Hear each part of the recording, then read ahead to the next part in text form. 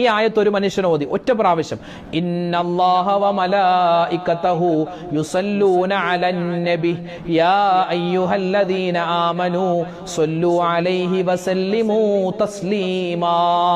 എന്നുള്ള ഈ ആയത്ത് ഒരു വട്ടം ഒരു മനുഷ്യൻ ഓതി അതിനുശേഷം 70 വട്ടം 70 പ്രാവശ്യം ഒരു സ്വലാത്ത് അവൻ പറഞ്ഞാൽ, ഏതാണ് ആ സ്വലാത്ത്? സ്വല്ലല്ലാഹു അലൈക യാ റസൂലല്ലാഹ്, സ്വല്ലല്ലാഹു അലൈക യാ റസൂലല്ലാഹ്, സ്വല്ലല്ലാഹു അലൈക യാ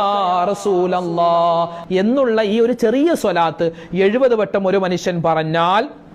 അവൻ ഈ സ്വലാത്ത് പറയുന്ന സമയത്ത് ഒരു മലക്ക് ഇറങ്ങി വരുന്നതാണ്. ഒരു മലക്ക് ഇറങ്ങി വന്നിട്ട് ആ മലക്ക് ആ സ്വലാത്ത് ചൊല്ലുന്നവനോട് പറയും, എടോ നിന്റെ പേരിൽ അല്ലാഹു തആല